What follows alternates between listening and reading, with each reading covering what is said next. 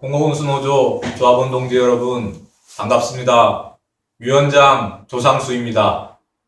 우리는 올 한 해 쉬운해고, 평생 비정규직, 임금 삭감을 막기 위해 싸워왔습니다. 정말 조합원과 함께 민주노총과 공공운수노조는 잘 싸워왔습니다. 상반기 노동계약을 저지하였고 정기국회에서의 노동계약도 막아냈습니다. 이제 임시국회에서의 마지막 일정만 남아있습니다. 싸움의 성패를 결정하는 데 있어서 시기는 중요합니다. 민주노총이 총선이 임박할 때까지 시기를 지연시켜오고 새누리당 심판 민중총궐기와 국민연대를 확장해온 것이 통했습니다. 이제 박근혜 정권이 시간에 쫓기고 있습니다.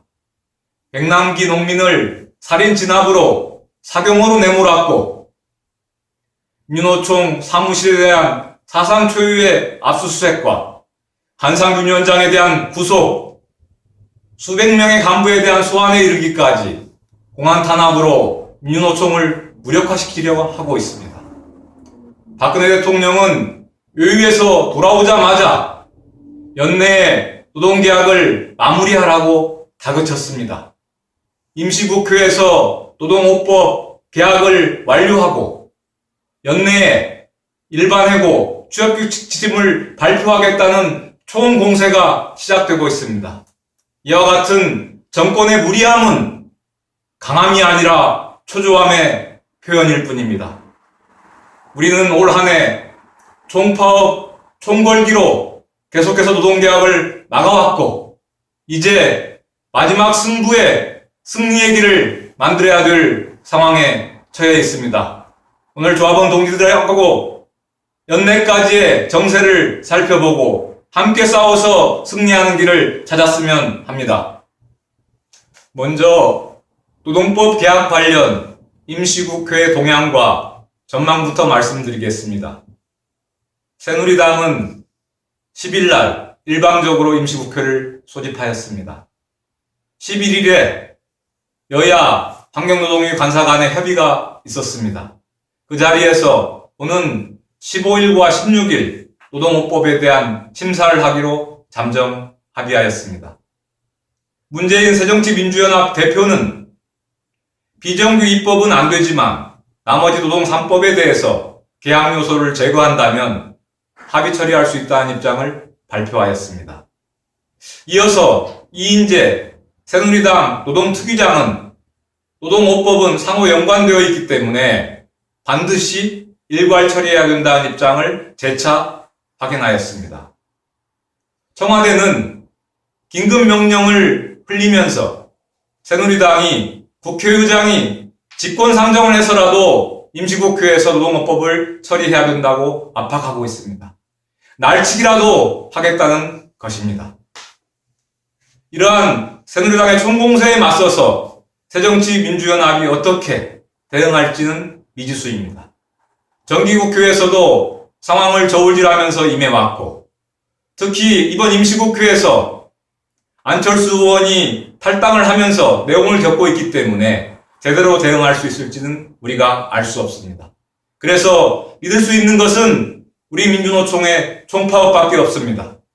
우리가 얼마나 완강하게 총파업 투쟁을 하면서 새누리당이 추진하고 있는 노동호법의 개혁이 바로 재벌의 청부 입법이고 청년을 위한 법안이라는 것은 대국민 사기극이라는 것을 국민들에게 알려나갈 때 노동법 개혁의 저지와 법안 내용의 수준이 결정될 것입니다.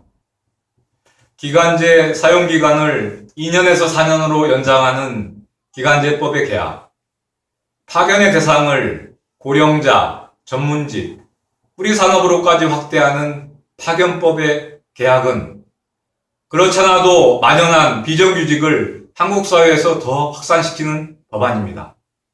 정규직에게는 고용 불안을 심화시키고 우리 비정규직에게는 정규직화의 꿈을 앗아가는 악법입니다. 새정치민주연합이 논의할 수 있다고 하는 근로기준법 개혁안을 살펴봅시다. 통상임금 범위를 축소하고 연장 휴일 근로의 할증률을 축소하고 탄력 근로제를 확대하는 것입니다. 전 노동자의 임금을 삭감하는 법안입니다. 반드시 막아야 되지 않겠습니까? 다음으로 일반 해고, 취업규칙, 성과연봉제 지침 발표 동향과 전망에 대해서 말씀드리겠습니다. 지난 11일 서울고용노동청에서는 방청도 막은 채 전문가 토론을 한답시고 일반 해고 지침 발표에 시동을 걸었습니다. 이번 주에는 취업규칙 지침 발표를 위한 공청회도 강행한다고 합니다. 오는 29일에는 공공기관 성과연봉제 지침을 확정하기 위한 공공기관 운영위가 예정되어 있습니다. 그 시기에 맞추어서 일반 해고, 취업규칙 지침도 발표할 것이라는 조심스러운 전망이 나오고 있습니다.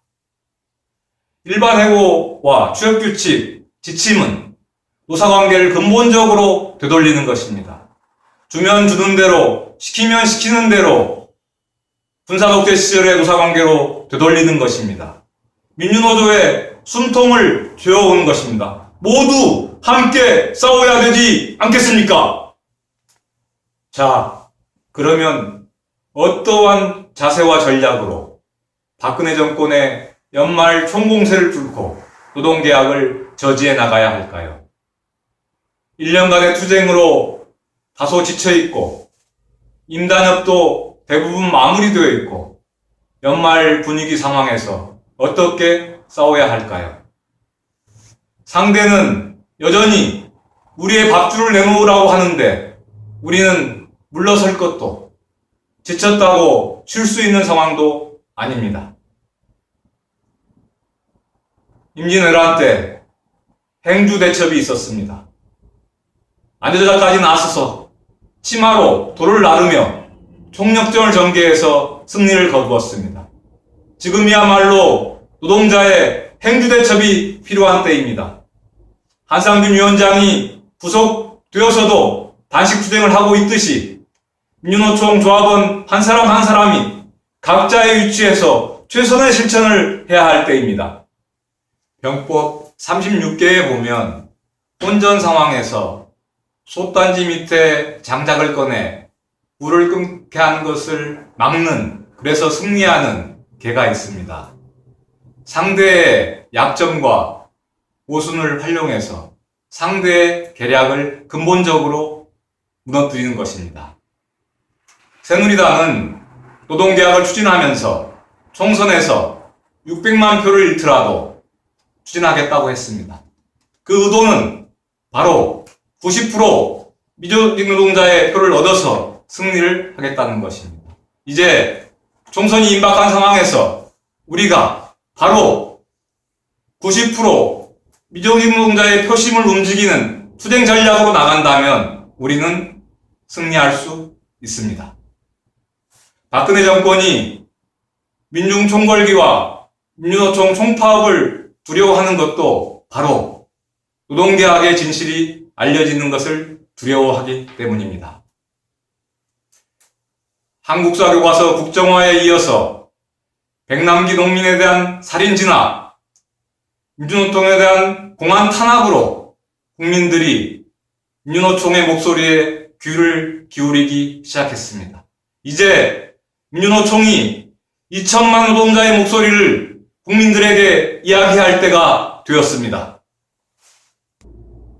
민주노총은 임시국회에서 노동계약을 저지하기 위해서 16일 하루 파업을 시작으로 한노입 모반 습자가 본격화되는 시기에 무기한 전면 총파업에 돌입하기로 결정하였습니다. 금속노조도 완성차를 포함해서 이번에 총파업에 함께하기로 하였습니다. 금속노조와 함께 민주노총의 쌍두마차를 이루고 있는 우리 공공운수노조도 이번 총파업 투쟁 승리에 제대로 역할을 해야 되지 않겠습니까? 먼저 16일 민주노총의 총파업 지역대회에 대거 공공운수노조 조합원들이 나가는 것으로부터 시작합시다. 파업할 수 있는 조직은 파업으로, 파업을 못하더라도 총회를 비롯한 노동조합 활동 시간으로, 영감투쟁으로 비번자 총동원으로 민주노총 총파업 지역대회의 규모를 키웁시다. 왜냐하면 16일 총파업 집회가 이후 임시국회나 정부 지침 발표에 시금석이 되는 투쟁의 기준이 될 것이기 때문입니다. 이어서 19일로 예정되어 있는 3차 민중총궐기가 지역에서 개최됩니다. 노동계약을 저지하기 위한 민중연대를 이제 지역으로 확산시켜야 됩니다. 다음 주에는 민주노총의 무기한 총파업이 진행될 것입니다.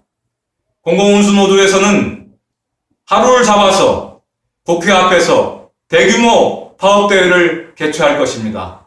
동지들, 이때 공공운수노조의 힘을 집중해야 되지 않겠습니까?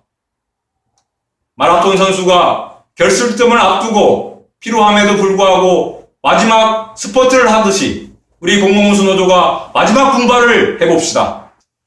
또 노동계약 저지를 위한 총파업 투쟁에서 조합원 여러분이 할 수 있는 실천은 많이 있습니다. 조합원 동지 여러분, 가족이나 동창, 지인들과 카톡과 밴드를 많이 하고 있지 않습니까? 카톡과 밴드에 노동계약의 진실을 알려주시기 바랍니다.